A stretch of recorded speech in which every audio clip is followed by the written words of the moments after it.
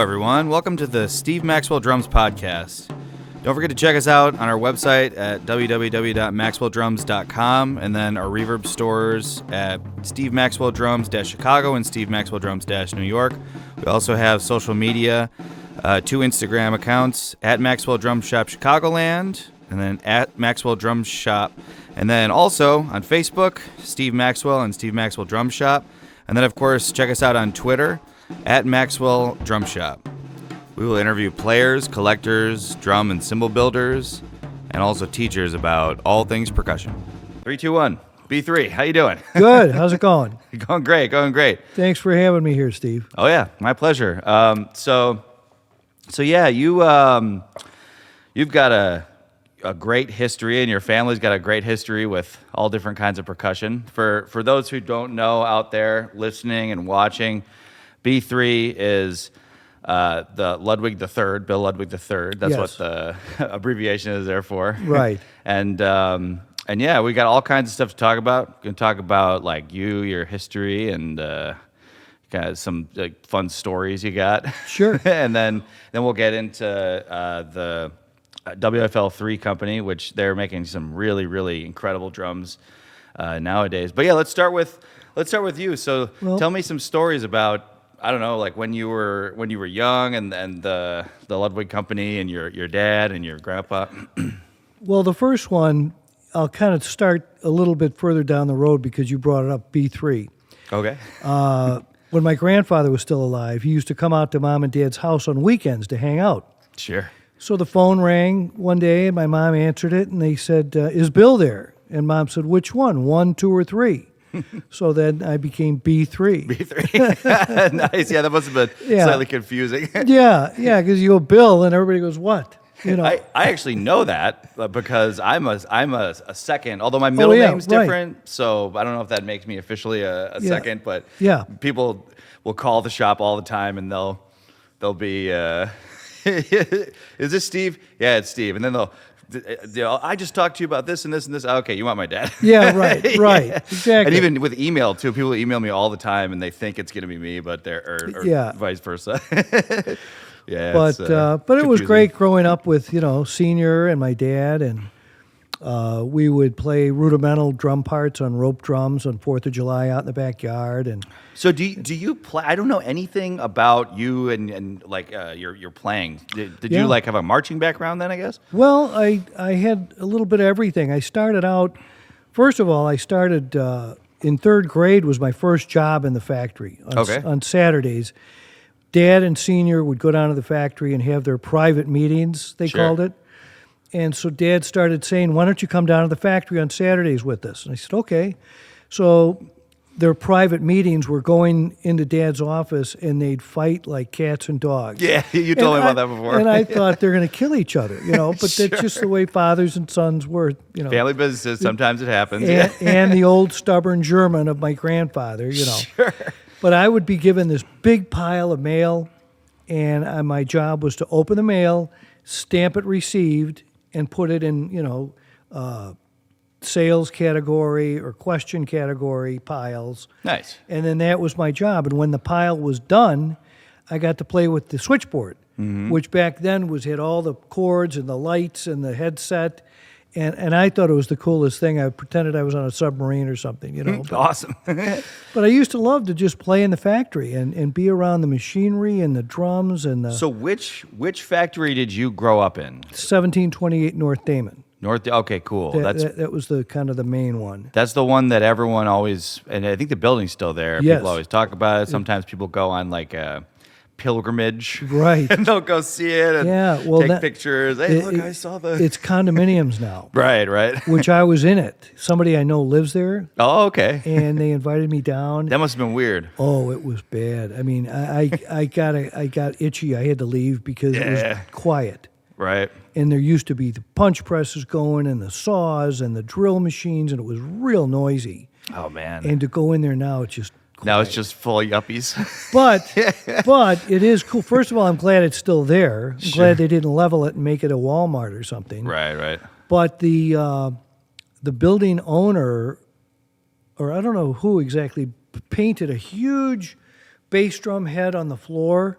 and nice. put the Beatles logo and Ludwig on top of it. So that's great. Yeah, they kept that alive. And I love it when people do that. Yeah, it's a problem in Chicago. Everything's always moving forward. It's not like if you go to like Paris. You know, you go to Paris, you got like buildings that have been there for 400 years commonly. Right. Chicago, they tear so many things down. So exactly. That's great that they at least... Yeah, they kept it. Yeah. And they did a great job with it. Some of the units are stunning. Right. I mean, they're two-level, or there's one section of the condos that has a circular staircase up to an outdoor deck. Nice. With a jacuzzi, and you can see the city, and it's great. Beautiful. I wish I would have bought one. You know? Right. That would be kind of funny if you lived there. Yeah. Well, I can only imagine, if somebody spending the night there, especially if I did, I'm sure I would hear some drumming and hear some, endorsers, long gone endorsers talking to me or something. Like a ghost. Yeah. Yeah, for sure. Buddy Rich, So what year is this and how old are you when you were there and kind of learning the ropes? Well, that would be the early 60s. Okay. Right around the Beatle boom. And you were like really young. You were Yeah. probably like maybe grade school, 9 or 10. Okay, cool. And then you ever get to meet Ringo over there? Not there, but I've met him over the years, when I was doing artist relations, and he had started his Ringo's All-Star Band. Right. Back in the, I think, mid-'80s or so, or early '80s, he started that. Yeah. So I was dealing with him then, which was cool. And, he's a great guy. In fact, I still see him when he comes through town with the All-Stars. Sure. But it was great to grow up in that environment. Sure. And then Mom and Dad would take me along when they went to see, like, for example, Dave Brubeck Quartet. Right. And we'd be backstage.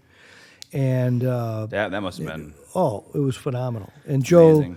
Joe would come to the house a lot whenever he had a couple of nights stint in Chicago, come out to Mom and Dad's house for dinner one night and hang out. And I'd always say, Joe, play the Kit in the Basement so I can watch you, real close. And he would. And that's what got me interested in drumming. So finally, I'd be playing around on the drum kit in the basement, and Dad said, when I was, I think, in 4th grade or 5th grade, well, if you really want to be a drummer, you got to take lessons. And I said, okay, I want to be a drummer. Right. So he said, okay, I'll find you a teacher. So he found a teacher. Herman Wigman was his name. Brought him to the house. Comes in my bedroom, sets up a practice pad, the music stand, and says, okay, now we're going to, this is a rudiment. This is a paradiddle. Mm-hmm. And I played it a little bit, and I said, okay, that's nice, but what about the drum kit in the basement? I want to play that. Sure. Not yet. You won't touch that for a year. Oh, man. I said, excuse me?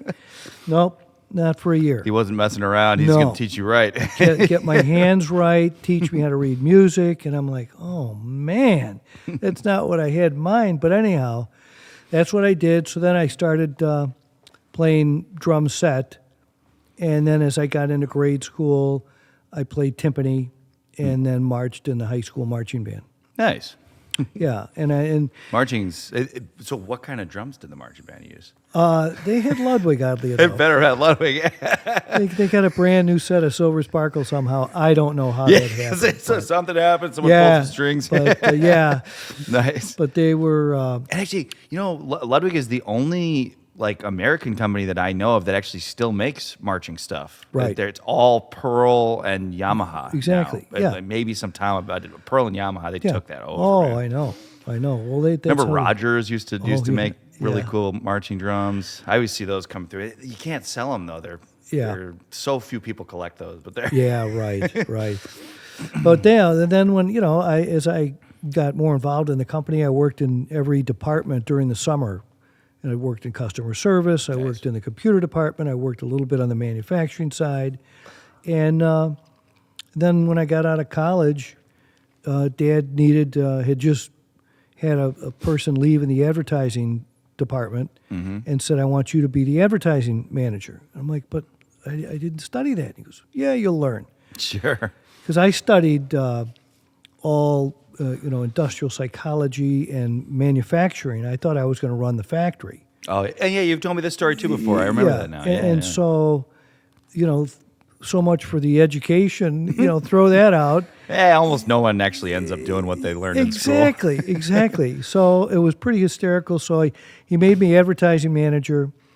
There was 3 people in that department that were teaching me how to do poster layouts, catalogs, flyers, things like that, and the photography for those things. Right. And then about a month into it, and I'm starting to feel almost comfortable, and Dad comes in my cubicle. I didn't have an office. And he says, I just fired the artist relations person. You're going to do that too. And I said, but, I don't know that. He goes, and I'll never forget this. He turned around and walked out of my area, waving over his shoulder. Said, you'll learn. Sure. And luckily I had played in high school, freshman year in high school. I had a rock band that I played in. Mm-hmm. So I had a real love for rock and roll and live music, and so that was a pretty easy transition for me to start going backstage to concerts. And artist relations is an interesting gig. My wife Madeline, her dad, Ray Tregellis, he was the artist relation guy. You might even know him. I heard that. I was just going to say. A lot of people know him. Yeah. He was the artist relation guy for Pearl. Oh, yeah. And so that's a crazy connection. And I married his daughter. Oh. I know that he was, and then he became the artist relations guy for LP later. Oh, okay. So Pearl and then LP. Yeah, I've heard that name. It seems like it's a fun gig.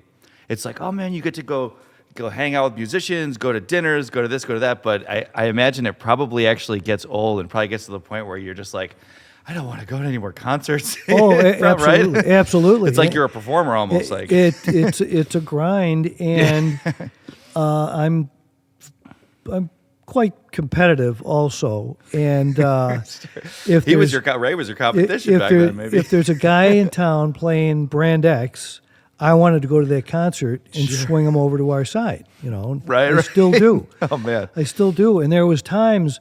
It got really crazy where, like on a weekend, I would hit 2 or 3 concerts in one night. Sure. I'd go to the sound check of one, and as soon as they went on stage, run out the back door, drive a couple of miles to another gig, go in that back door as that drummer's coming off, going, "Oh, great show, man! I loved it." So did you know the people just knew who you were? No, I mean... My name's Ludwig. You ever heard of me? Well, that's pretty much how it would go. I'd go to the backstage door, and I also found out going at sound check time, it's a little lighter security, Oh, okay, sure. So, but you go with a business card and say, could you go give this to somebody on the crew and try to get it to the drummer? Right. And it wouldn't be long before either the road manager or the drummer himself would be out there with a pass saying, please come in. And so this is in the late 70s or 80s? 76. 76 when you started doing that. Yeah. And oh man, you must have... It was a riot because I became close friends with these guys, and they also respected my input because I was a drummer. Sure. And when I would go to the concerts, they'd say, "Oh, we got you, second row center seats." I said, "I don't want them. I want to sit back with the drum tech, and I want to watch what you're doing." And then after seeing them, I could recommend, I think you should change hi-hats, or I think you should try these other heads. And I'd make recommendations that were working. Right. So they began to trust me. And I also discovered it's best to get close to the drum techs. Sure. Because they're the ones who make it happen. And if I could tell the drum tech, try this new head we're coming out with. And it's a huge success. He looks like a hero, and he loves me, so... Who are some players and bands that you really remember that really stuck out? Oh, Joey Kramer with Aerosmith was great, and Alan Gratzer from REO Speedwagon, and Carmine Appice, of course, sure. was a great endorser and a good clinician of ours. He was a great educator. Oh yeah, and quite a guy. We had some laughs together. And Alex Van Halen. Was a great drummer, but just a major prankster. You'd never, ever turn your back on him backstage, And never heard that before. That's funny. Oh, boy. Yeah. I love to cook also. That's my other love in life than music. Nice. And, I'm with you on that, man. Yeah. Yeah. And so one time, Van Halen were basing out of Chicago for a week at a time. Sure. And I lived downtown. So I told him, instead of going out to dinner tonight, why don't you and Eddie come to my place, and I'll make a nice salmon with champagne sauce. Nice. He said, oh, that sounds good. Okay, we'll be there. And Eddie and Valerie had just gotten married not too long before that.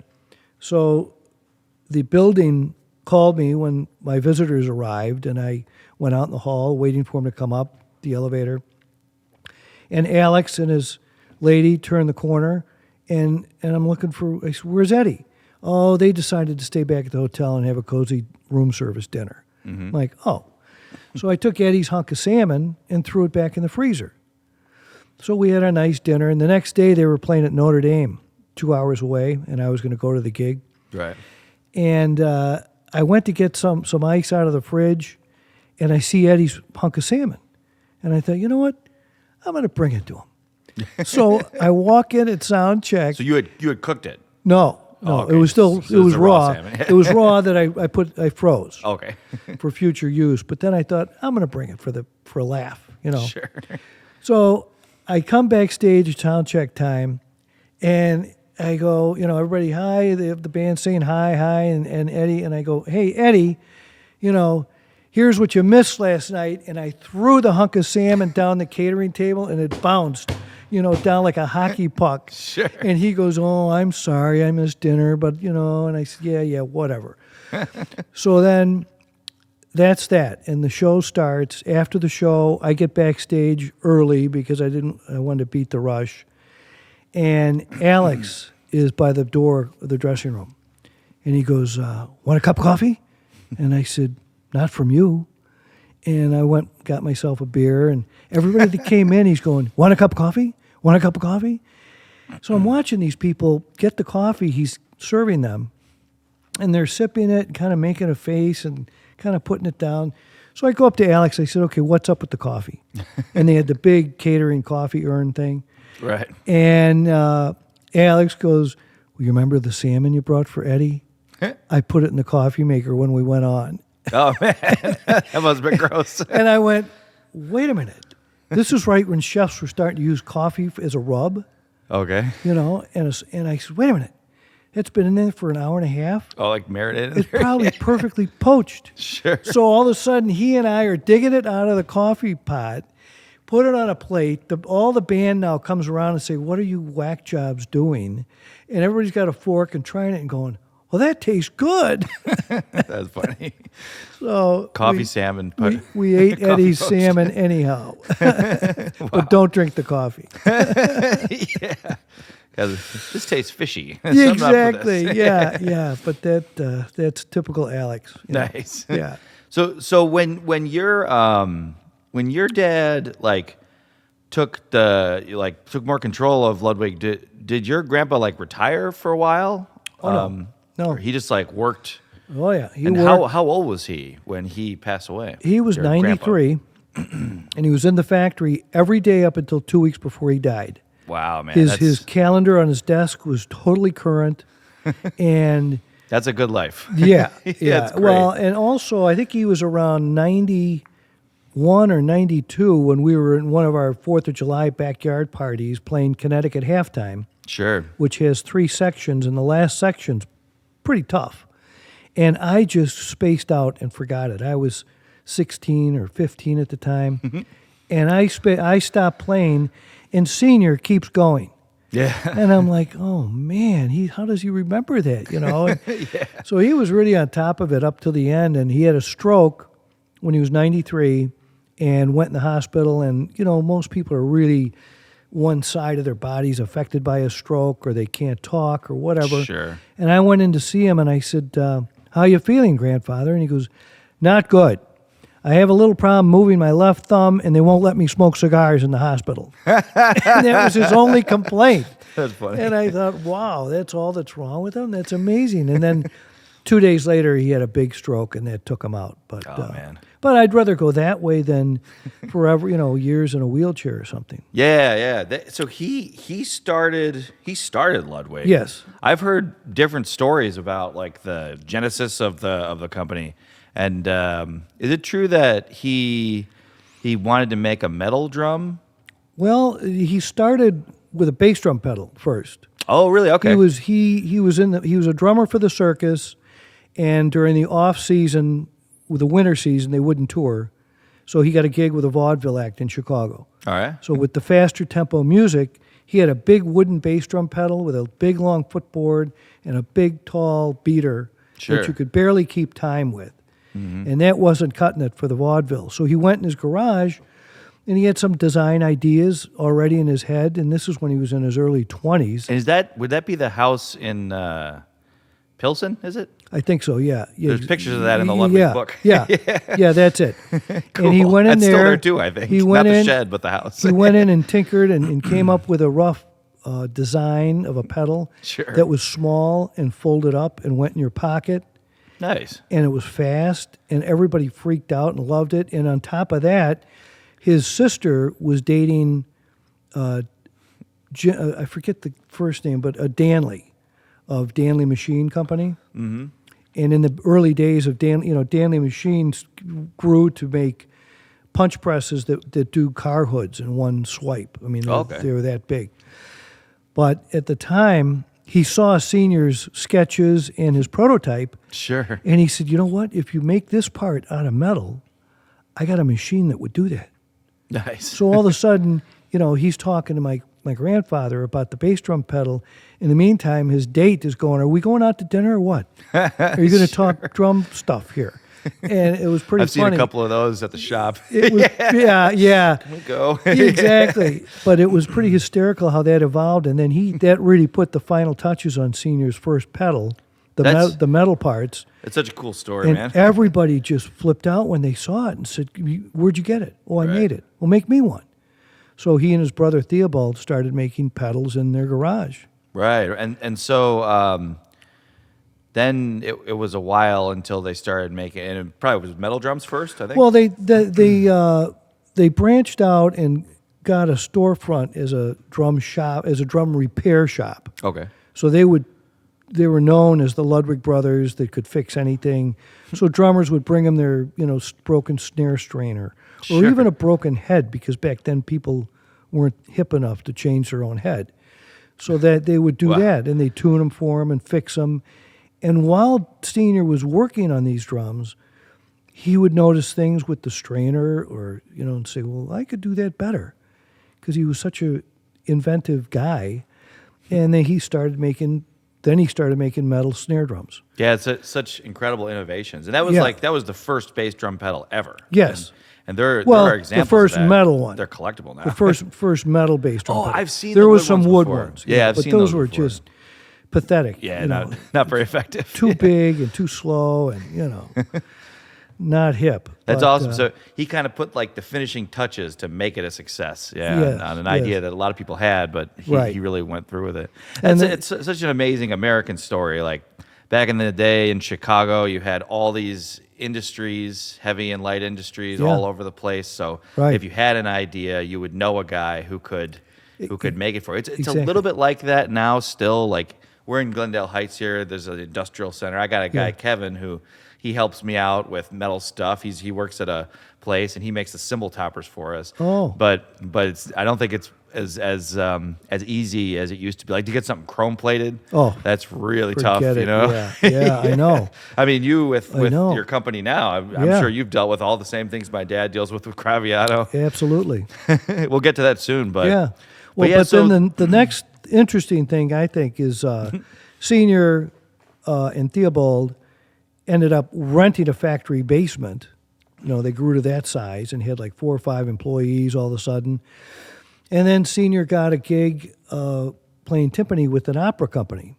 Okay. And they were hand-tuned timpani, individually hand-tuned. And he thought, this is a real pain. I wish I could tune these with my feet.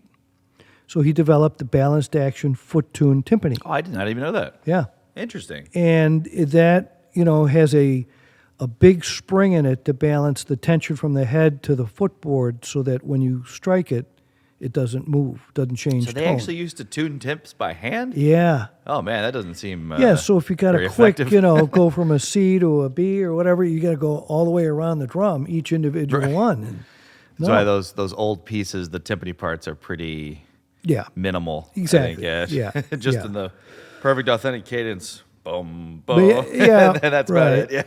Yeah. Right. But he allowed that, and that was in the late 20s. He did that and patented it, and it's still patented today. Wow. I have seen in the book, I think I've seen a picture of that, the Yeah. drawings. That's Yeah. so cool, man. Yeah, and that was a very innovative thing to come out with, foot-tuned timpani. So when the Ringo thing happened, you probably remember that. Oh, yeah. So how did you guys get Ringo? Ringo kind of got us. He was in Like Ludwig, they were getting bigger in England or Europe, and he and his manager were going through a drum shop in London to look at some drums. Was he like a Premier guy originally? He was a or- Premier guy. I mean, that would make and sense. I don't think he was an endorser. He played Premier. Sure. But they were going through this dealer's shop, and on the desk was a sample of a new finish from us, Black Oyster Pearl. Right. And Ringo saw that and went, "Oh, I want that." Nice. And the dealer said, "Well, only Ludwig makes that." And he goes, "I want Ludwig anyhow because it was cool to buy USA products back then Wow. from Europe." Sure. And so then the next thing, Ringo, they work out the sizes he wanted, and he saw some pictures. The dealer had a catalog, showed him some pictures of other kits and stuff. And we had a small little decal on the bass drum head. Mm-hmm. And Ringo says, "I want the Ludwig logo bigger." Yeah. And the dealer said, "Well, let me see." Thank God he knew my father. Called Dad in Chicago and says, "I've got this customer that wants a Ludwig logo extra big on the head, and he's with the band, and I think they might be big someday. You should, Maybe. We'll you see." should do this for him."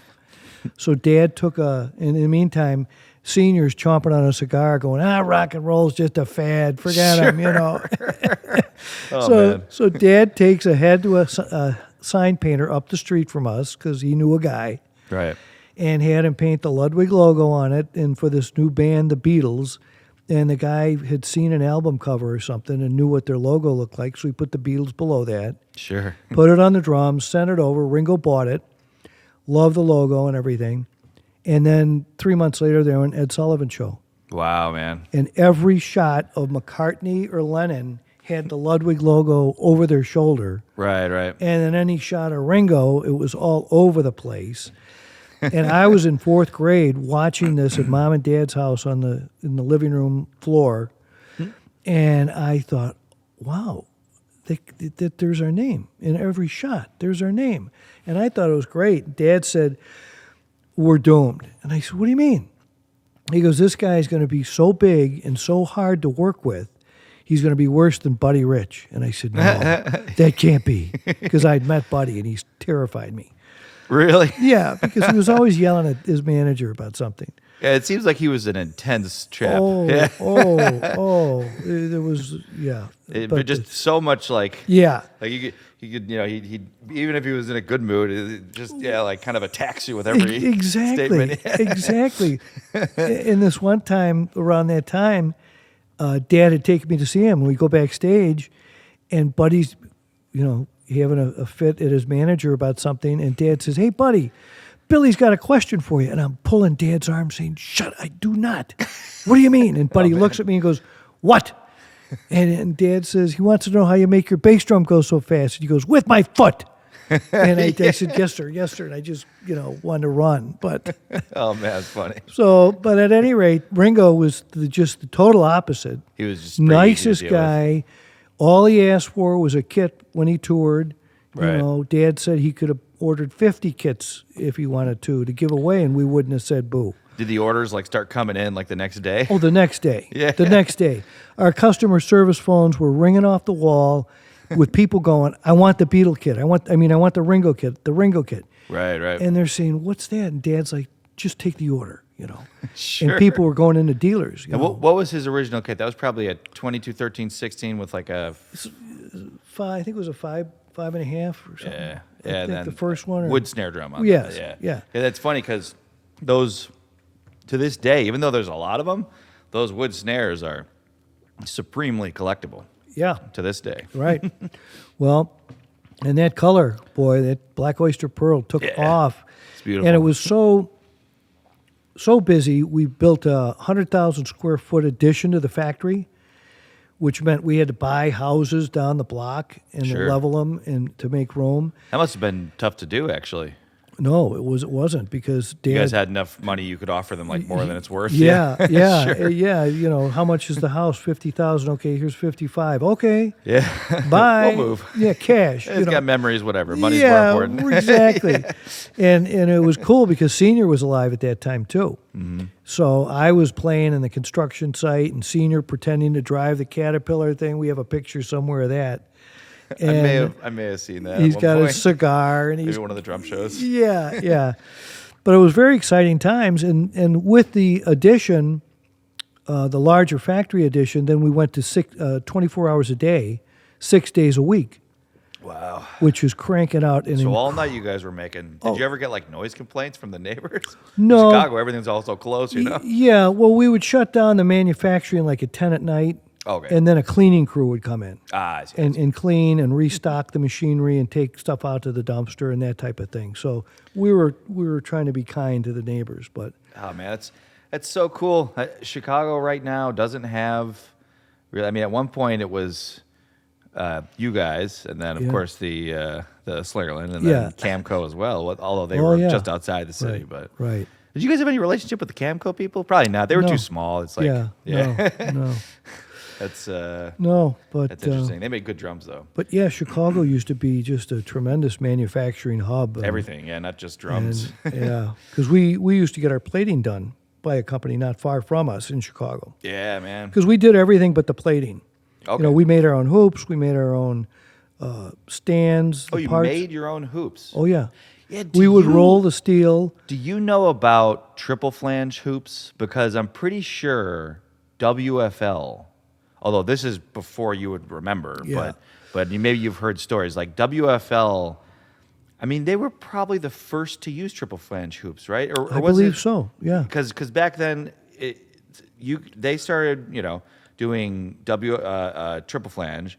Gretsch started using die cast. And then Slingerland had their own inner version. Exactly, yeah, kind of a rounded top. And they were brass, of course. Those are some of my favorite, the WFL era ones. WFL, in the 60s, I think it's apparent that you guys started pumping the drums out so fast. The WFL ones are made a little more like, when did you guys buy the company back? What year was that? It was...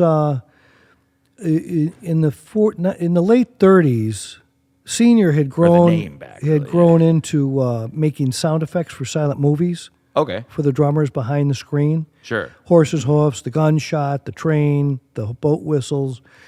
We had 6 pages of those at the catalog. Yeah. Of just sound effects. So the Great Depression took its toll on everybody, although Senior was holding his own. And then they came out with talking movies. And the next day, every drummer was out of work. Oh man, the next day, Yeah, no one thinks about that anymore. I've talked about that on the podcast. How that was such a big gig. You have like an organ player and then a percussionist, right? Yeah, organ. Yeah, exactly. Or 2 or 3 percussionists. With a whole long table of sound effects and and so Senior kind of panicked and decided to sell the company. So at the time, Kahn owned Leedy Drum Company, and they were not happy with their sales. So they thought, well, if we team that up with Ludwig, right, it'd call it Leedy Ludwig. Maybe that could help us out. So Senior sold to Kahn. They both start with L. Work. Yeah, but it had the opposite effect. It actually drug Ludwig down. Yeah, and their percussion sales just plummeted, and then Senior didn't get along with the corporate type, so he moved to Indiana, right? That's when he they moved to closed Elkhart. Yes, the Chicago. This would be the first Chicago factory, which is not where you were. Right. This is a smaller. I think that was on Walcott. Yeah, it was just a couple blocks away. Right. But that's correct. And then Senior moved to Elkhart, Indiana, for a couple of years, and didn't get along with the new people. So he was still involved when he sold. Oh yeah. He was supposed to be involved, but they weren't listening. Almost. Well, no, he had a title, but they weren't listening to him. Oh, yeah. They'd have meetings, and he'd come out, present a new idea or a new product. They'd say, yeah, that's nice. Next subject. Corporate bullshit. Exactly. Thank you. I wasn't going to say that, but yeah. No, it's okay. You can swear. Yeah, okay, good. So he said, you know what? I'll just say I'm going back to Chicago and starting over because you people are not for me. Sure. So they said, that's nice, but we own your name. He said, fine, I'll use my initials, WFL. Right. So that's when WFL Drum Company was started, and then he put William Ludwig President, real small, under the first logo, so people would know, oh, that's the Ludwig guy, because he was so well known for quality and good service. Yeah. And is that when he opened the factory that you? Yes, that was a Cool. basement. He rented the basement of the original building on the corner of Damon and... And he just started forgot the from name. scratch again? Oh, yeah. That's crazy. And he had Not to, too many people do that. Well, not only that, but he sold the company to Con for Con stock. Okay.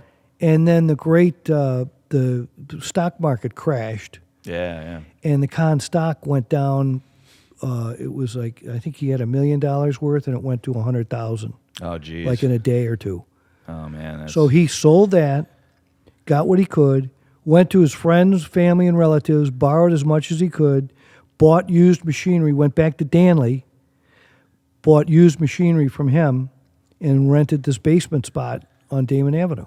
Wow. And then gradually he took over the first floor, renting. Then he took over the third floor. Then he bought the building.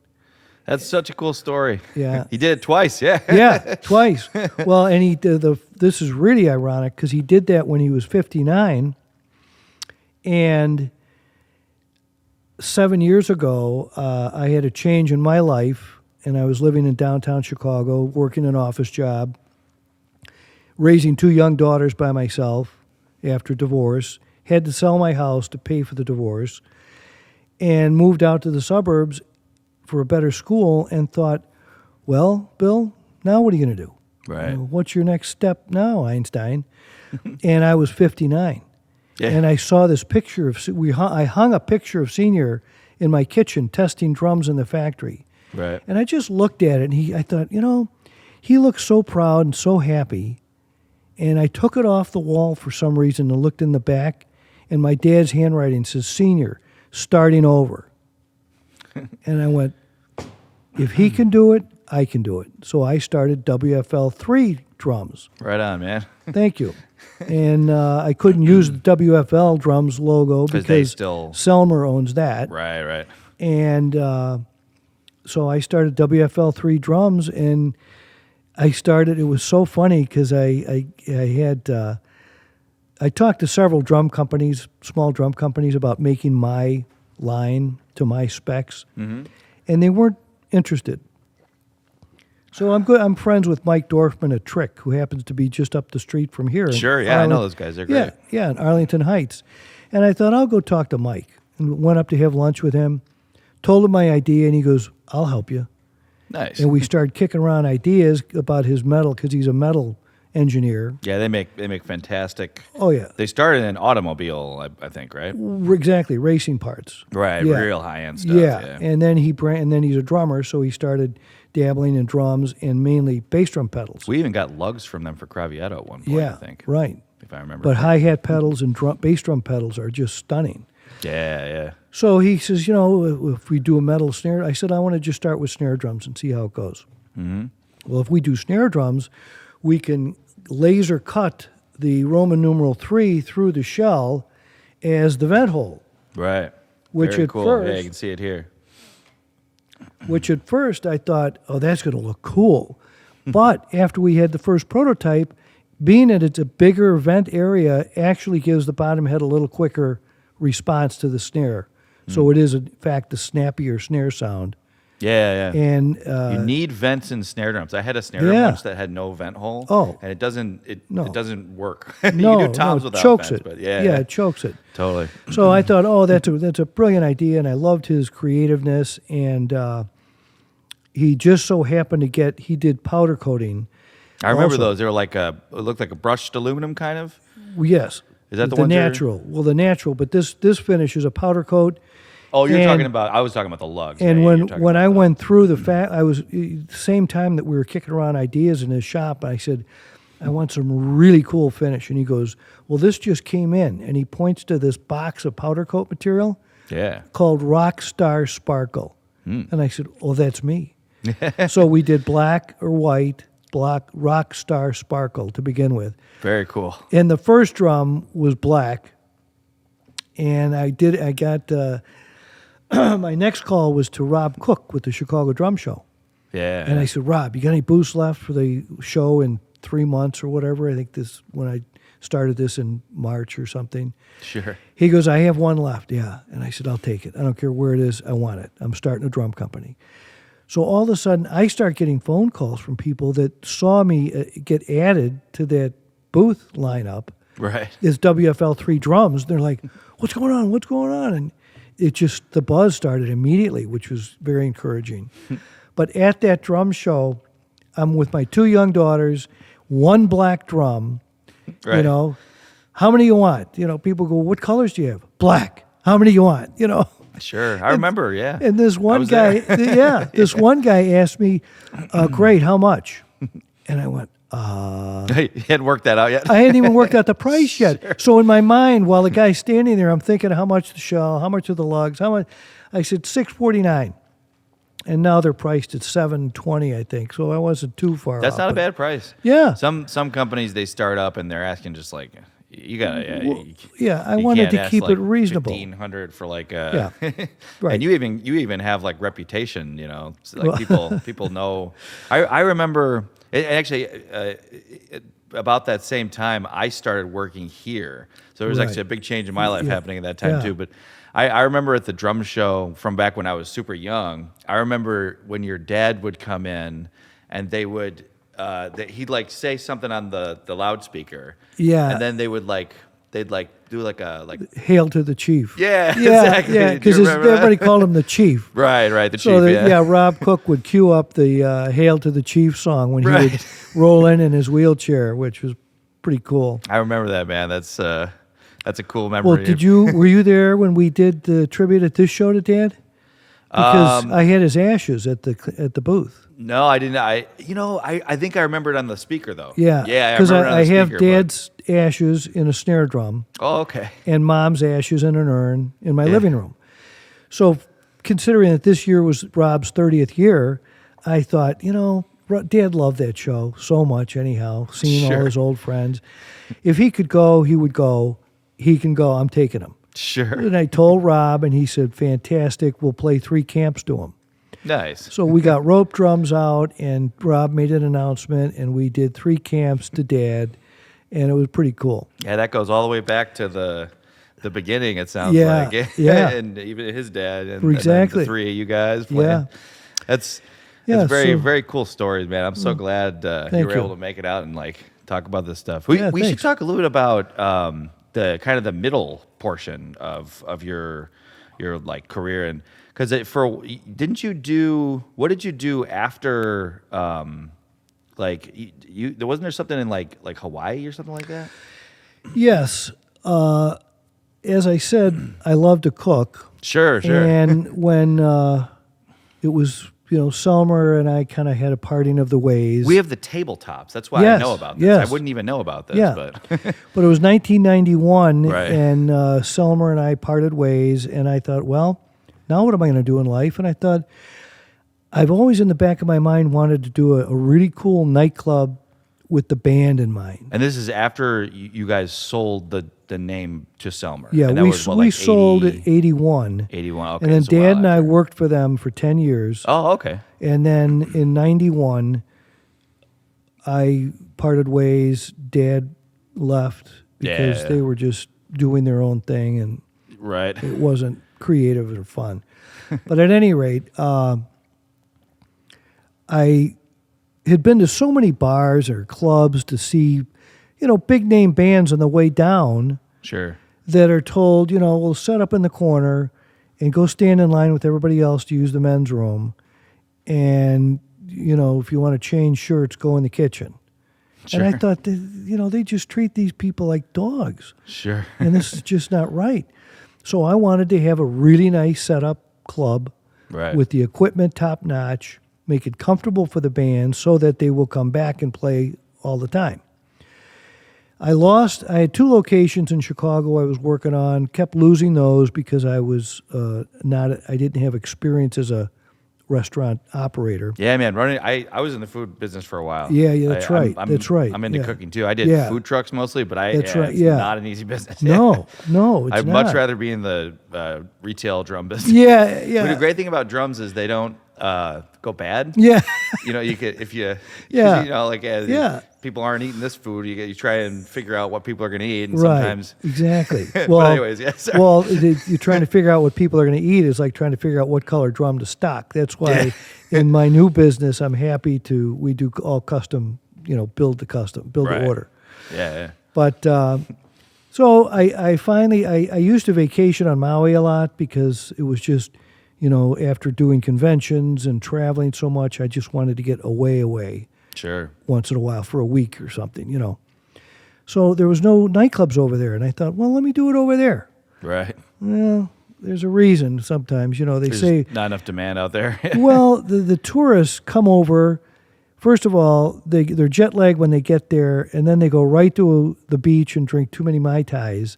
Sure. And then they're hungover, or they go to bed at 8 o'clock at night, and they don't want to go out and Right. see a band. But at any rate, I opened the place. It was called Live at Ludwig's.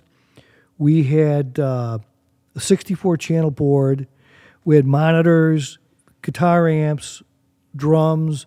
So all you had to bring was guitars and sticks. Yeah. And bands loved it. Like, some of the bands that were my endorsers were doing me a favor, and they'd come over and play for a reduced fee, but I would pay for the hotel. Sure. So they get kind of a working holiday thing. Or catching people coming back from Japan from touring. Oh yeah. Take a break on Maui for 4 or 5 days and then come play in the club one night. So that was working. Nice. But it wasn't working enough on a regular basis to keep me going. Yeah. Because when there wasn't, like I had Yes play there 2 nights. I had Steve Smith with Vital Information play there 4 nights. Nice. When those guys were there, it was packed. When they weren't, it was empty. Yeah. And that was, so I went out of business after a year and a half. Yeah. It's still a cool story though. Well, and I got it out of my system real good because I'd pick the bands up at the airport, take them to their hotel, rush to the club, get in the kitchen, do the prep work for the night. Sounds like you were thinking too much about them. You were trying to be too nice to everybody. Yeah, probably. you were being a hospitality person. Yeah, right. But right. like you're trying to kill yourself to do all this stuff. And Well, they were also friends too, so Sure. I wanted to show them a good time. But, Right. But you're right, I was too nice to them. Yeah. But I was doing cooking. Then So you were actually cooking yourself? some of it, yeah, or prepping man. it, Like and at then least writing the whole menu. Yeah. yeah, and then it wasn't a big menu, but it was good. It was the best burger you've ever had. Are you It like was- what type of food do you mostly the- gravitate towards? Well, I would go towards French or French sauces. Oh, I'm a nice. saucier type of a guy. Rich, good stuff. Yeah, with a lot of butter. Yeah. Butter makes everything good. But for the bar, I just had a really good burger and a really good another sandwich of the day, and then usually a roast that we'd slice onto mini. Nice. You You still cook a lot? Yeah, for my kids or friends. Yeah, I love cooking. but Yeah, but it's not the right reason to open a restaurant because you like to cook. right for sure. You should be in the restaurant business to make money and hire somebody to cook. Yeah, totally. But I learned that too late. And I think But I found when I was in the business, like location. Oh, is yeah. so important. Oh yeah. And if you go into any city, you'll notice, like all the good locations have been taken up by chains. Right. And even if you're like a block away from Yeah. the good spot, like Right. if someone on their commute home Oh, has yeah. to walk like 20 feet away from their house, Exactly. they're not coming to your restaurant. Exactly. And Unless the food is like And, really and special. the other telltale sign is if a restaurant closes and another one opens up like the next week. Right. That's a good location, Yeah. But it was, for what it was, I got it out of my system. One of the funniest stories though was Yeah, Ginger. probably millions of stories from there. Well, all the endorsers when I was doing it said because they would sometimes come to my house and in Chicago and I'd cook dinners for them. And Did they'd you? say, So you do live in Hawaii for a while? yeah, for 3 years. You moved out there? Oh, Yeah. wow, cool.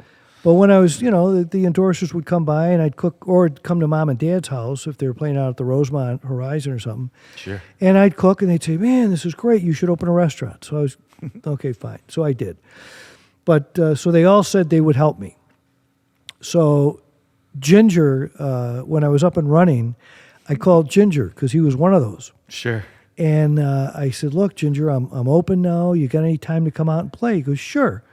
So we picked a weekend, and he had just put out a rock or a blues CD and a jazz CD. Right. And I said, what kind of band do you want me to put around you? Blues or jazz, or what do you feel like? Oh, I don't need a band. I'll just solo. And okay. I said, but Ginger, it's a nightclub. People like to dance. Sure. Gotta need a bass line. Yeah, he goes, maybe. well, some people dance when I solo. And I'm like, okay, whatever. I'm not going to argue with you. You're playing on the weekend. I'll bring you out Tuesday and put you up at the Hyatt because I had a deal with the Hyatt Hotel. And he said, well, why would I want to come out Tuesday? I said, well, it's Maui. You can hang on the beach and relax. No, I'm coming to help you. I want to come out the day of the show and leave right after, and I want to stay with you to help you. And I had a small 2-bedroom apartment. Sure. And I'm like, oh, no, Ginger, it's okay. The hotel's okay. No, I'm staying with you. And I said, okay. And he seemed like a real character. And luckily, I'd done enough clinics with him that I knew the proper way to make a cup of tea, because that was always his thing. Why can't you bloody Yanks make a cup of tea? What kind of tea do you like? Whatever, but Earl, it's a certain. Earl Grey or something? You got to boil the water first, and then put it in the cup, and put the tea in the cup, and Yeah. My brother is a huge tea guy. There's a right way and a wrong way. You Exactly. don't want different types of tea, different temperatures. Exactly. So I knew that much at least. So I made him happy with his tea. Nice. But he blew my mind because he came in the club, and I was charging $25 a head, packed the place. I held 300 people or so. And it was sold out 2 nights, and he came in and played for 90 minutes alone. No tracks, no nothing, and nobody moved. It was really cool. I mean, his solo was so fluid and musical. Sure. And it was just really, and people were coming up before it was over, coming up to me going, I want to buy tickets for tomorrow night. I'm like, it's already sold out. Oh, Yeah. I could have had him a week, but it was great. And That's awesome, man. I'm glad that went well. Yeah, it was great. Yeah, he's a very talented. Yeah. I'm mostly like jazz. A lot of the drummers I like they play like softer, but he's actually one that I do really appreciate. Yeah.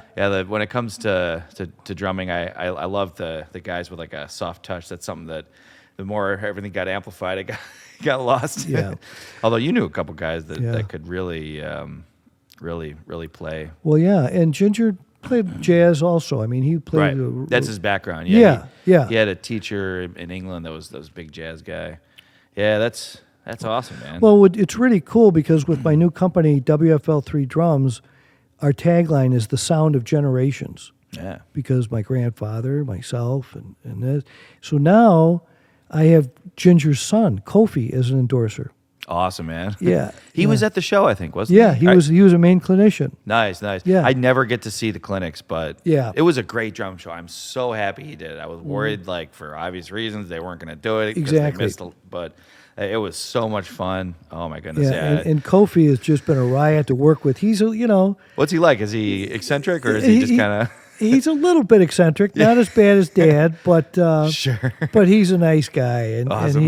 and he's really behind us and likes to help out and experiment with different drums when we come out with a new model. And yeah. So we should talk more about your company, the WFL III, because these are some fantastic drums. I really liked just the one at the show that really stuck out to me. I told you earlier was that wood one. Was that one? Because you started with, I think, poplar mahogany 3-plies. That was the first. We started with maple poplar. Okay, was the first ones. And then these are aluminum. And these are aluminum. So I went with the aluminum in the beginning for 2.5, 3 years, And then the next natural progression is coming out with the wood shells. Yeah. So I had to find a company to make those, which we found, worked with Keller, Sure. who was top notch. But they said, after hearing what I wanted, they said, we'll make them extra thin because you want a thin shell like your grandfather made. So yours will be the thinnest 3-ply on the market. Right. So that was what we set out to do.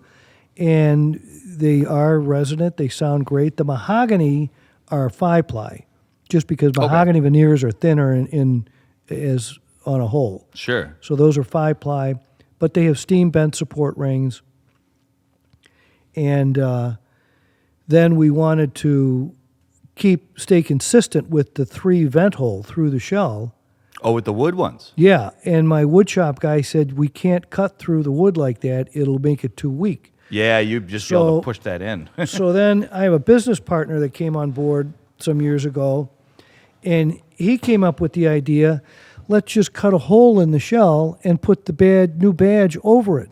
Okay, that'll reinforce it. Yeah, nice. So now we've got the 3 vent hole on the wood shells as well. For everyone listening, if you want to see a big selection of these, Yes. I did a drum show walkthrough. I'm not sure if you watched that on YouTube. I didn't know. But there's maybe a minute into it or something. I go by Oh, your booth. cool. And just say hi real quick. And Cool. I really loved that sunburst one. Just Yeah. because I love sunburst. Was that a maple or mahogany? Do you remember? I think that was a maple shell. Okay, so that was a 3-ply one then. Yeah, 3-ply. And we've Very also, we're now making our own shells now. So we've experimented and come out with a new line of 5-ply. Nice. And we're going to offer one line of shells that has a center ply of okume. So it'll be maple, okume, maple. Wow. And but then some of the high-end shells are going to be all select veneers. So it'll be 5-plies of all maple or all mahogany or all whatever wood you pick. Right. And that's very exciting to come out with 2 new lines now to add to the original Generations line. Yeah. Are you guys, I think you've at least done a couple kits, right? A couple drum sets? Oh, yeah. Yeah, we've got a full line. We've got the capability to make every size, tom that you could think of. Nice. And now that we're making our own shells, we can also make them any depth you want. Have you done any bop kits, any smaller kits? Oh, yeah. Well, we had one at the show, the Broadway. Yeah. And that was... I was looking at most of the snare drums, so I think that was too much. 18 kick and a 10 rack and a 14 floor. Are they all wood, the kits? Yes, yeah. Cool. Those were the 5-ply. But people would look at them and say, "Oh, that's cute." I'd say, "Play it," and they sound big. The little ones, yeah, for sure. Sometimes, the rock cats don't understand how much you can get out of an 18. Exactly. I don't really like 16s myself, but 18s you can get some low frequencies out of those. Oh yeah, yeah. And for small club work or something, it's just perfect. So you don't have to lug around a huge set of.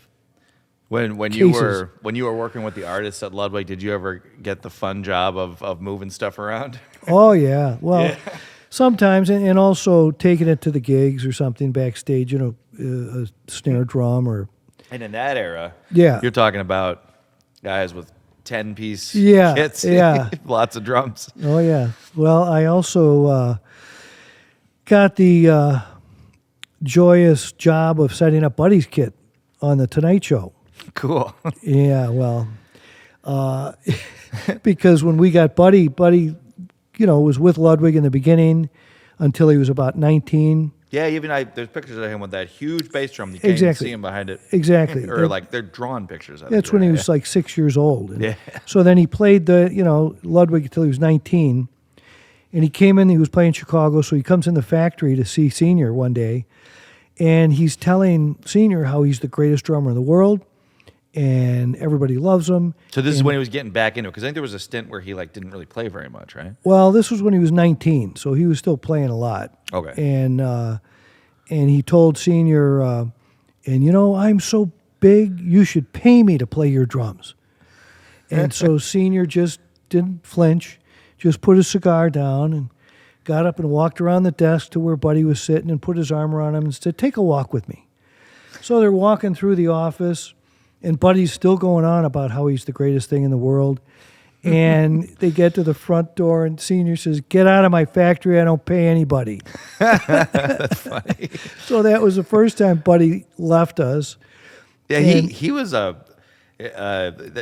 Sometimes I feel like people have lost that a little bit. That like aggressive, like go out there and just grab, like take what you want. Yeah, because like the gall for him to be able to go up to at 19, right, yeah.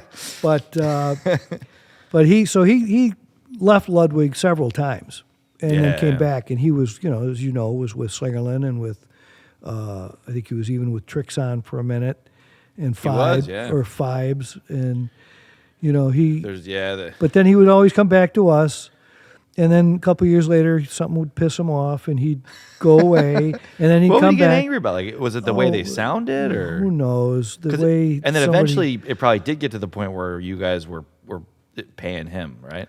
He and Ed Shaughnessy were the only two that we did. So but we also offset that with clinics. What about Ringo? No, really? No, interesting. Never.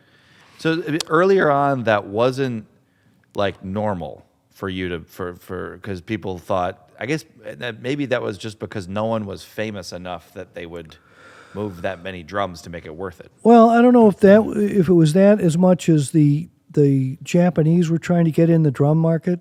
Oh, and they were so aggressive. You were trying to keep your people. I see. Yeah, they were so aggressive. They would say, "Here's free equipment and $100,000." Right. It's hard to say no to that when you're a musician. And then Yamaha took the next step, which really burned me. Yeah. And they would go to one of our endorsers that was putting in a home studio or something and say, "Hey, we'll give you a board, and we'll give you all the outboard gear too." Because they have so and many resources. $100,000. And maybe like a generator in case the power goes out or something.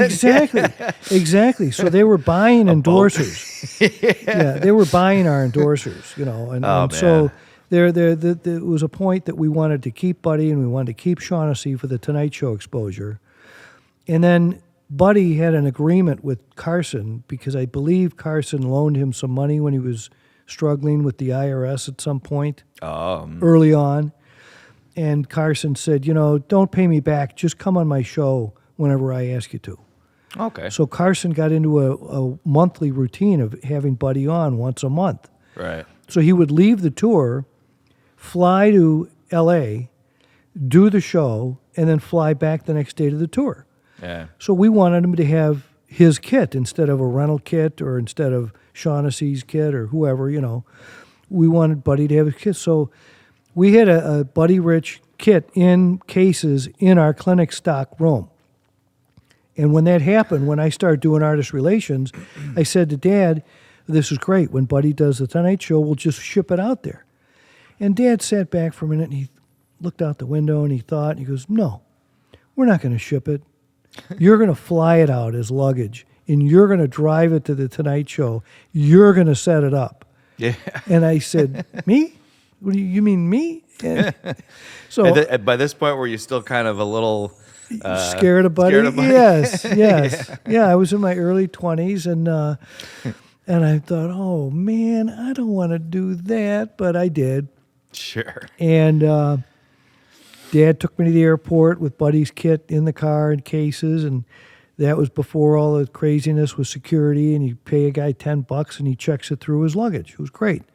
Yeah. Then I'd have to rent a station wagon in L.A., the good old days. Put it in that, drive it to Burbank, set up the kit, torque it down within an inch of its life to make sure nothing moved or broke. And so did you tune them up for him? They were pretty much tuned when they came out of the shop. Okay. But and did he have like a specific... Because it always seemed to me like he was... He was pretty easy with that. Yeah, he was more about just the... kind of one of those guys that's like, I can make anything sound good. Well, yeah, and 12-inch rack tom, a little bit high, 16 normal bass drum, what it is. Yeah, probably a 13 rack, I think. Maybe right? a 13. Yeah, 13, you're right. You're right. I know our viewers will be like, yeah, I know. They'll be very, these guys, they know. Okay. We got a lot of Buddy Rich fans. All right, well, my dad used to have fact check me as we go. Sure. My dad used to have one of Buddy's kids. It was a Slingerland, though. Oh, yeah, right. I wonder where all the Ludwig kits ended up. He gave them away over the years. He'd play a gig and somebody'd say, "Man, that kit sounds good. I'll keep it." And then call us in the middle of the night. I need another kit in Des Moines tomorrow. Oh, great. He did that with Johnny Carson. I think it was the second time I went out there to do the setup routine. Because after the show, I would tear down, go to the Hyatt House. They call it the Riot House in Hollywood, where all the rock stars stayed. Spend the night, hang out, and then fly back the next day with the kit. Right. So this one time, Johnny says, "Man, buddy, those Ludwig drums," and this is on air.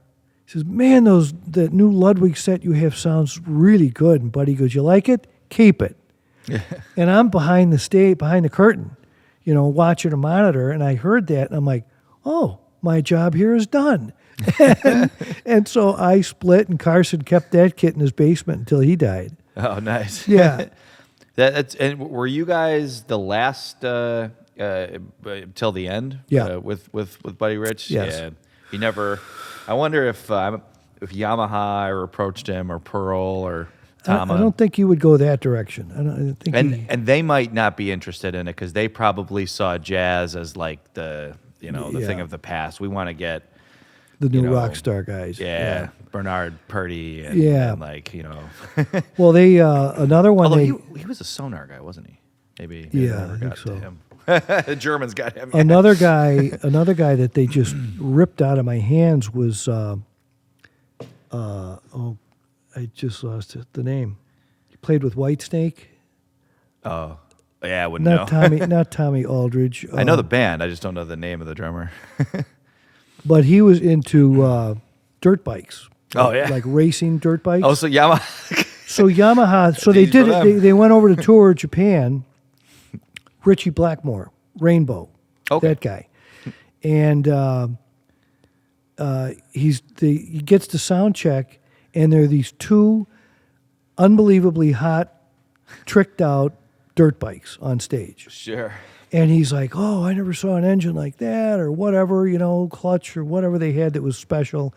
And the Yamaha rep is there and says, "Well, you know what? If you take the drums, we'll give you these two prototype dirt bikes, and we'll have regular dirt bikes for everybody in the crew and band shipped back to L.A. for you." Yeah. And there was like 30 crew, and 4 band members. And sure enough, when they got back to L.A., there was like 34 dirt bikes in boxes. You can't compete with that. No. And of course, he took them and called me and let me know. But. So that's the big way they made the inroads into the market. Yeah, it was an interesting strategy. And now it's funny because now they're getting out of it. At least it seems like maybe with Yamaha, the drums are not as important. I have to say, I've dealt with Yamaha before. I've had getting little things can be real difficult. And having local companies, like one of the great things about, like right now, like Gretsch, for example, like if there's a kit that's, let's say, 10, 15 years old, really special, collector, unique kit, maybe, 50 of them made.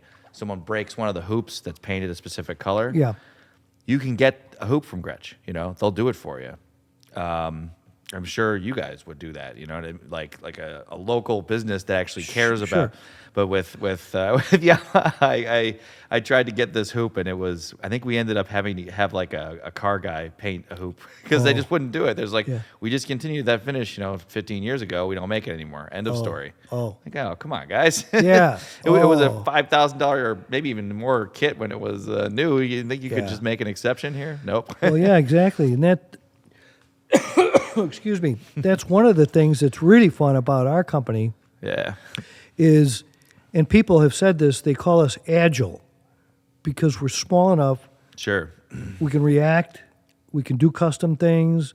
Somebody wants something, we say, yeah, we can do that. It might take a little longer, but we'll do it. Right. And the real cool thing is, and that's how I've gotten some of our bigger endorsers, which I just got John Humphrey with Seether. signed up with us, and Haley Kramer with Pop Evil, two of the bigger metal bands. And Nice. and I just say to them, when they're hemming and hawing about, I don't want to leave the company I'm with because I'm loyal, which is great, as Sure. it should be. However, I say, who do you deal with there?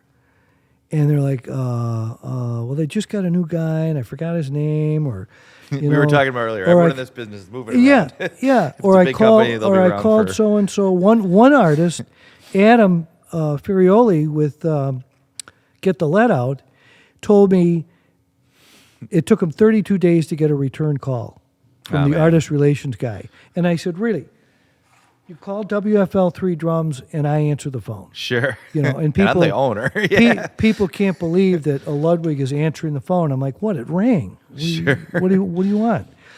But that's really a fun part for me because I was brought up by my grandfather and father to have top customer service and top quality, and everything else comes together. Right on, man. Yeah, my dad's a little similar. He puts his cell phone on the website. Yeah. You're crazy. Why would you do that? Yeah. And so he's pretty much always available. Right. Give him a call, and Right. he loves this business. It's kind of Sure. his dream, and Sure. it sounds like it's the same way with with your your new Yep. company. Yeah, we got to get some of your drums, man. Yeah. I haven't had. I think I had a used one maybe 2 years ago. Oh. And then we sold that. I'd love to. We should talk. Maybe we can get some stock. Well, yeah, definitely. And I think we're a dealer technically, right? Yeah, sure. We haven't had it in a while, Sure. like I said, but But if you get a couple of kits in and see how it goes, and the other thing when a dealer gets some kits on the floor, if they're not getting attention or moving for them, we'll take them back and give you a new finish. Oh, like Just switch it it's- up, yeah. just so it stays fresh. it does happen, yeah. And then as a shop, what we like to see is if it, for those watching, you'll see my walkthrough videos. Oh, incidentally, we were talking about your club earlier. that you Yes. had. The tables. I wanted to bring Oh, that up. yeah, I saw a couple We back somehow there. got the Yeah, tables. yeah. We at one point had like 20 of them. Yeah. And they took up so much space. My dad traded them for something, and we got them in a trade in the first place. Well- and I kept two though. My dad kept two, and I have them hung on the wall. I love it. In our main shop. So I saw them. It's a I cool s- connection. yeah. I never thought you'd see those again, right? Yeah, no, I didn't. So for but- those listening, if you look at my walkthrough videos in our main room, there's two hanging glass. They just look like pictures, but Yeah. they're actually tabletops. Exactly. That were part of your restaurant. Now, Yeah. were those from the Hawaiian one, or were those Yeah. from the Chicago one? Nope, there was ever a Chicago one. That never opened. Oh, That like never you got tried going. to, but Yeah. it never happened. Yeah. That was from the Hawaii adventure. that must have been and- expensive to ship back here. Yeah. Did you bring them back, or Yeah, did? I shipped them back. That And was then- the only thing I got to keep Oh, because I went bankrupt. sure. And the bankruptcy court said, we're keeping all the items in the restaurant. The cool stuff. Well, everything, chairs, tables, whatever. Jeez. And I said, yeah, but these tabletops are all personalized because it was my personal memorabilia, my personal backstage passes, my pictures with people. Oh wow! In every- so that's all.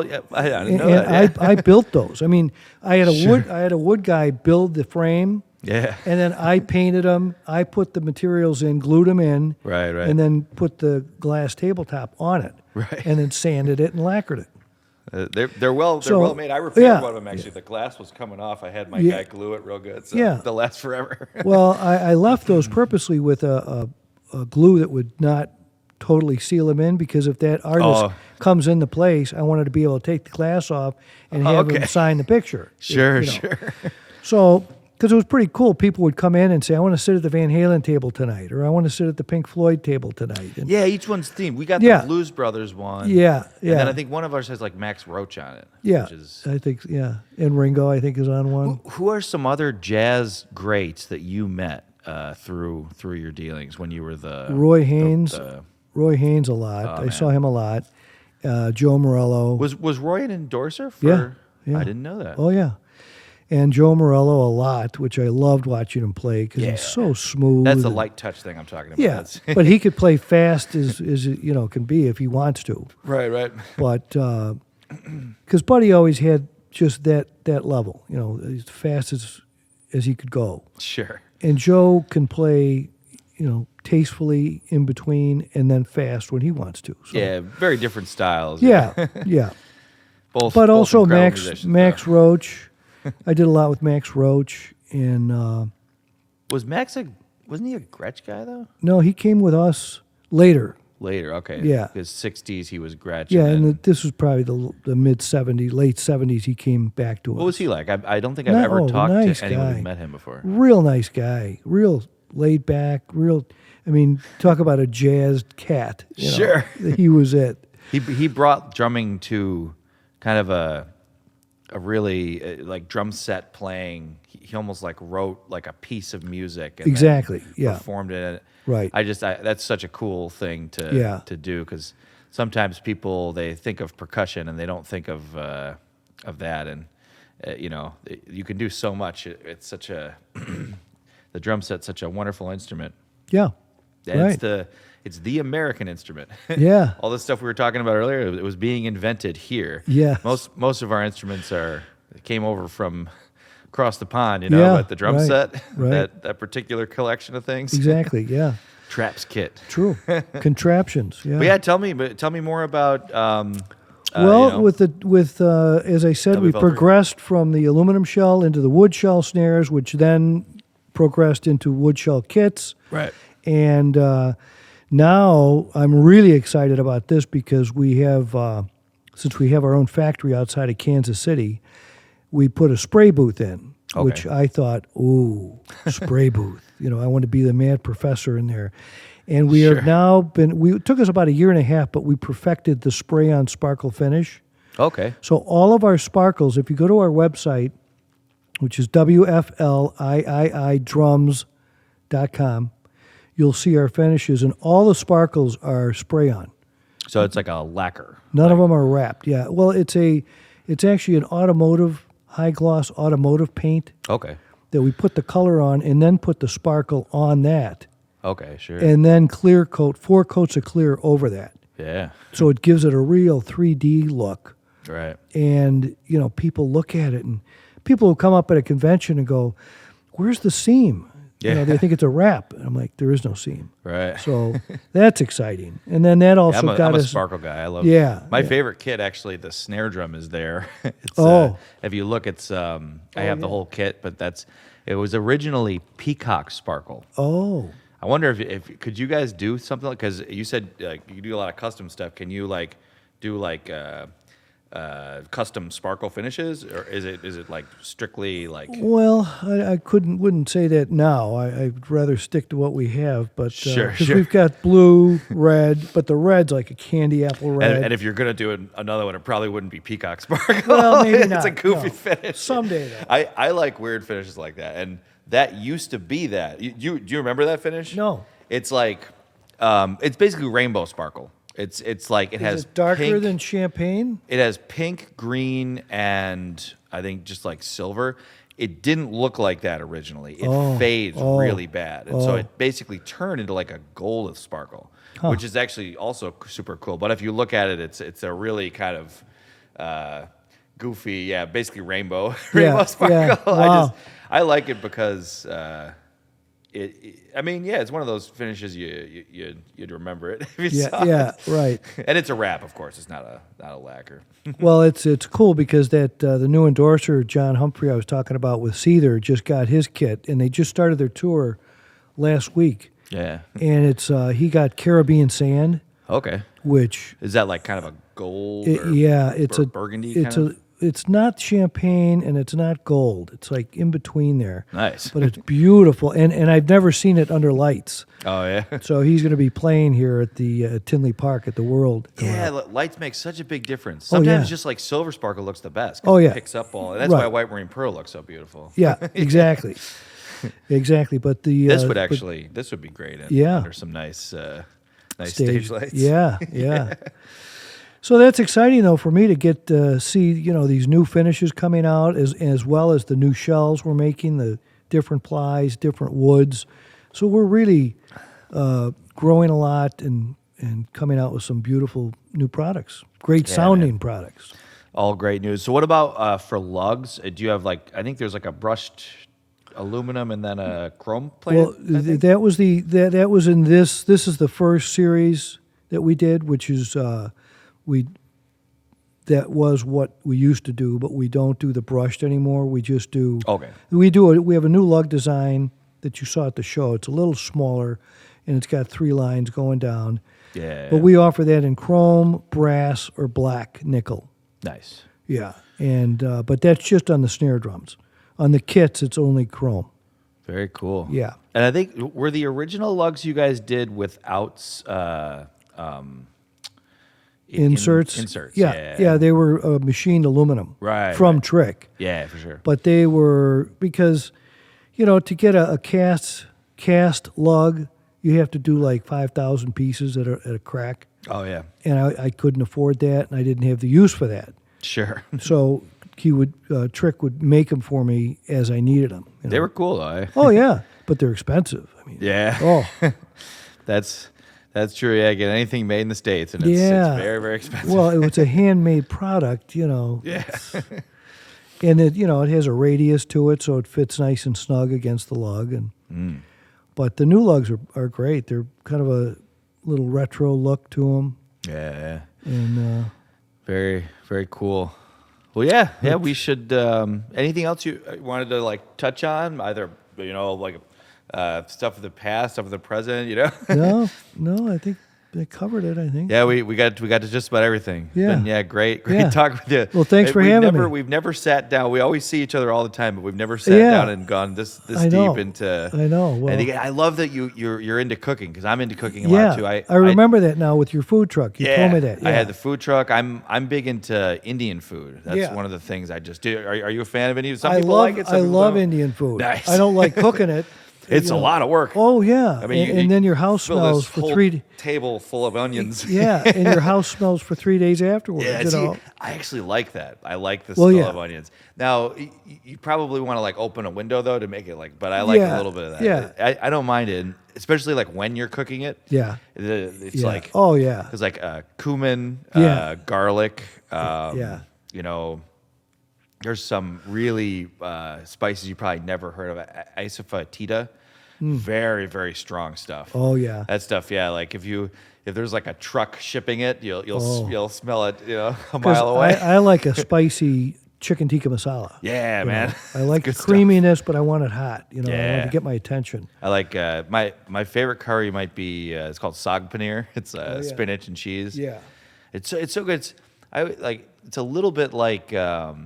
There's some spices in the way they prepare it that are a little bit similar to Italian food in some ways, but it's funny because like Indian food is like backwards. Well, there's a lot of garlic from too, Western right? food. Isn't there some garlic in there? Oh yeah, garlic and ginger, tons. Ginger, yeah. In Indian food, it's like if in doubt, add more spice. Well, when I do my chili, homemade chili, I throw cumin in. Yeah, that's good. Gives it a nice kick. But the big difference between Indian food is like I think in a lot of Western food, whether it be French, English, Italian, whatever, you start with the garlic a lot of the times and then add the onions.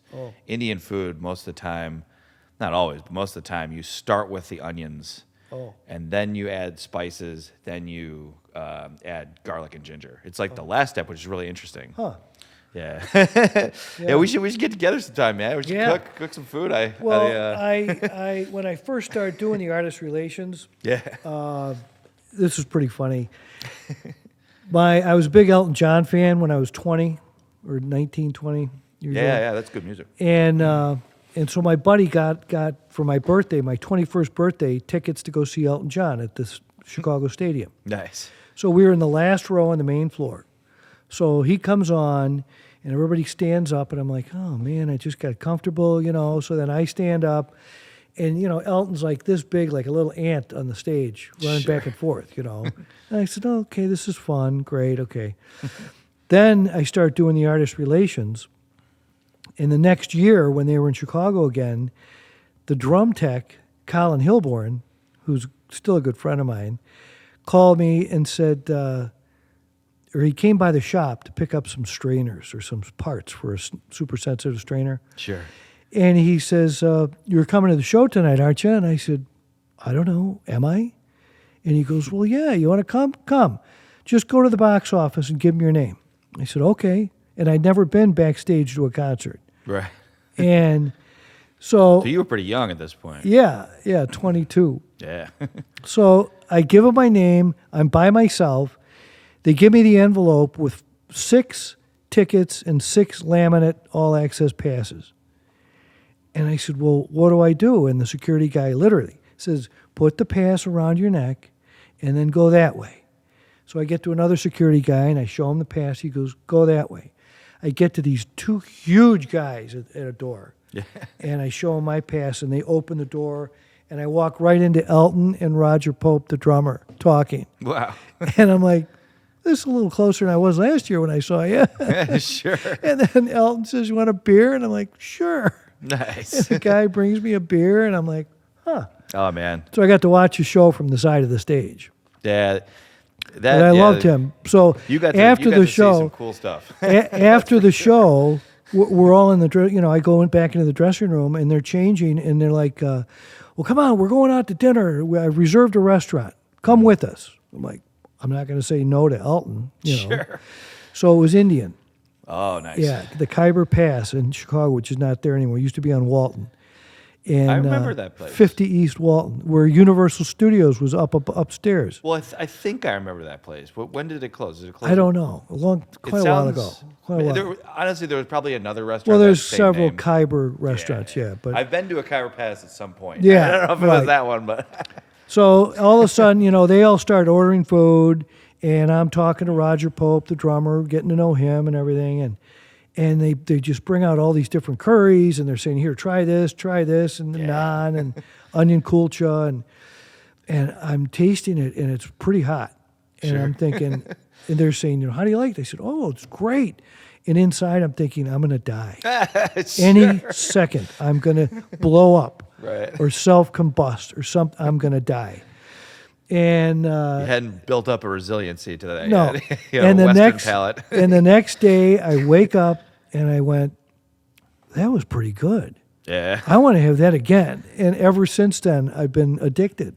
Because it really is addicting. Yeah, it has, and it does have a lot of fat in it. Yeah. But it has so many spices in it. Because in India, that's where all the spices come from. In ancient times, spices were like so expensive in Europe. Yeah. Because you couldn't get them. They were, and like pepper, black pepper. Yeah. Used to be like worth its weight in gold. And really? Oh, yeah, absolutely. Even black pepper. Huh. That's one of the few that made it to Europe. And like kings and queens would be the only people who could afford it. Yeah. Because you can't grow it in Europe. All those spices, they all grow in India. Oh. Just because of the climate. And it has spices in it that are really good for you.